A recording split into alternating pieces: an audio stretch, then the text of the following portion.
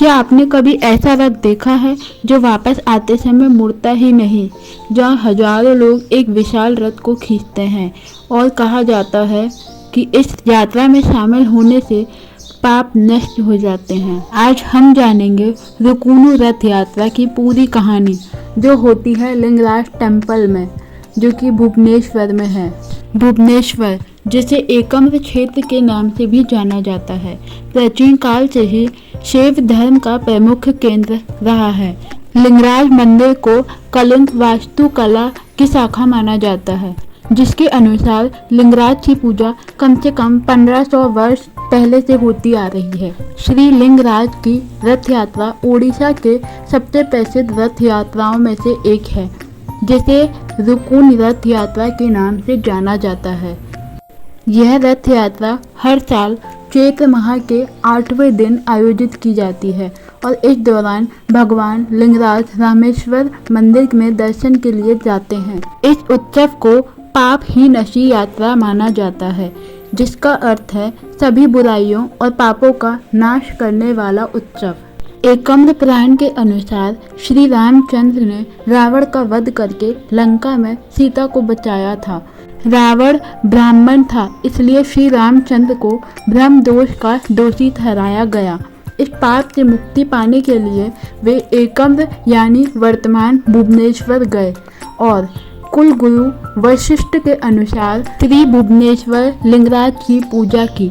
यहाँ भगवान शिव की तला पर उन्होंने अपने नाम और अपने 3 बंधुओं रामेश्वर, लक्ष्मणेश्वर, भरतेश्वर और शत्रुघ्नेश्वर के नाम पर 4 लिंग स्थापित किए। पौराणिक कथाओं के अनुसार रामेश्वर मंदिर की स्थापना चैत्र माह की अशोक अष्टमी के दिन हुई थी।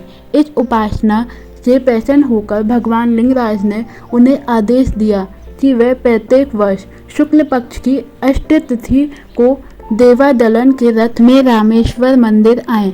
उसी दिन से लिंगराज महाप्रभु 5 दिवस शोभा यात्रा निकालकर रामेश्वर मंदिर में अपनी श्रद्धा अर्पित करते हैं।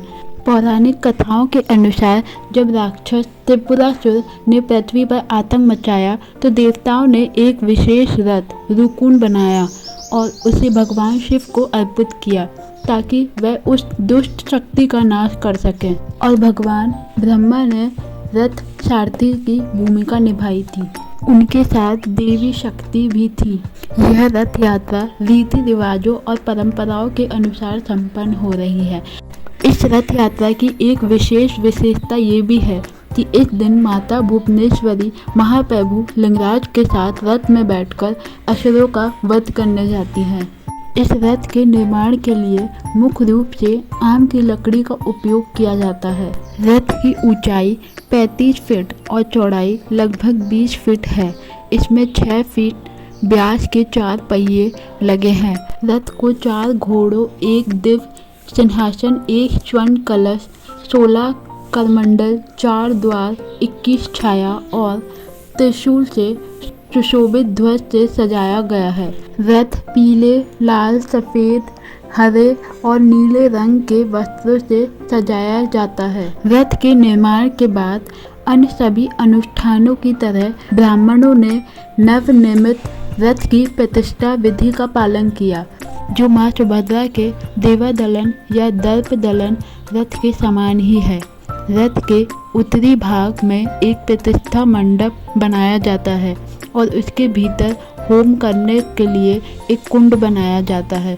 फिर मंडप के चारों द्वारों पर द्वारपालों के रूप में 4 कलश स्थापित किए जाते हैं। यज्ञ संपन्न होने के बाद कार्तिकेय, गणेश, अनंत, नंदी, महाकाल, रुद्र, त्रिमूर्ति, श्रीकांत और शिखंडी को रथ पर उनके संबंधित स्थानों पर स्थापित किया जाता है। फिर सप्तमी की रात रथ को छत्र, नेत्र, फूलों, मालाओं आदि से सजाया जाता है। अष्टमी की सुबह रथ के चारों पहियों की पंच उपचार विधि से पूजा की जाती है, जिसमें रथ के 4 घोड़े सवार होते हैं। प्रत्येक घोड़े का अपना कार्य होता है। एक घोड़ा ऋग्वेद का कार्य करता है, जो वायु के बल से रथ को गतिमान करेगा। दूसरा घोड़ा यजुर्वेद का कार्य करता है जो भक्ति के फल प्रदान करेगा। तीसरा घोड़ा सामवेद का कार्य करता है जो हमारी भक्ति के अनुरूप गति से लिंगराज के कर्तव्यों का पालन करेगा। और अंतिम घोड़ा अथर्ववेद का कार्य करता है जो पापियों को दंड देगा।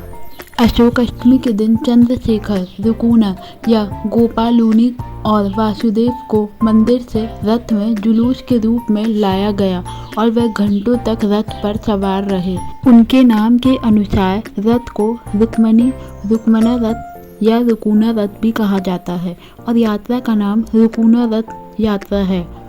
हालांकि कई लोगों के अनुसार रथ का वास्तविक नाम देवादलन है, जिस पर लिंगराज के प्रतिनिधि चंद्रशेखर, भुवनेश्वरी के प्रतिनिधि जय दुर्गा या रुकुना और अनंत वासुदेव के प्रतिनिधि डोला गोविंद सवार होते हैं। रथ के सारथी ब्रह्मा हैं और हजारों भक्त अत्यंत श्रद्धा पूर्वक रथ को खींचते हैं। रथ रामेश्वर मंदिर के पास रुकता है, जिसे मौसीमा मंदिर के नाम से भी जाना जाता है। देवता पूरे दिन रथ पर विराजमान रहते हैं और रामनवमी के दिन रामेश्वर मंदिर में प्रवेश करते हैं। 4 दिनों के प्रवास के दौरान भक्त अनुष्ठान करते हैं और 5वें दिन रथ से लिंगराज मंदिर लौटते हैं। रुकुना रथ को अनलेवता भी कहा जाता है क्योंकि बहुधा यात्रा के दौरान रथ मुड़ता नहीं है। देवताओं के वेदियों की दिशा बदल दी जाती है और रथ को पीछे से खींचा जाता है या फिर रथ का आगे का दरवाजा बंद करके और सिंहासन को पीछे की ओर घुमाकर ही वह आगे का हिस्सा प्रतीत होता है और इस नए खुले हिस्से से रस्सियों को खींचकर रथ को बहुधा यात्रा की यात्रा पर ले जाया जाता है। लोक कथाओं के अनुसार जब सीता रावण के अशोक वाटिका में कैद थी तब उन्होंने शिव को अशोक वृक्ष के फूल अर्पित किए थे। आज भी रुकुना रथ यात्रा के दौरान लिंगराज को विशेष रूप से अशोक के फूल अर्पित किए जाते हैं। ऐसा कहा जाता है लिंगराज की रथ यात्रा पूरी जगन्नाथ की रथ यात्रा से भी पुरानी है क्योंकि इतिहास के अनुसार लिंगराज मंदिर का निर्माण 11वीं शताब्दी में हुआ था, जबकि श्री मंदिर 12वीं शताब्दी का है। आप लिंगराज की रथ यात्रा की तुलना जगन्नाथ जी की रथ यात्रा से कर सकते हैं।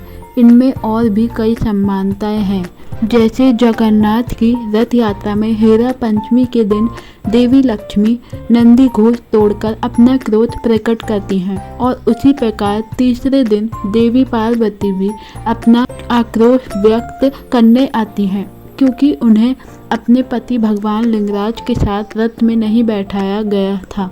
इसके बाद वह रथ का एक हिस्सा तोड़कर मंदिर में लौट जाती हैं।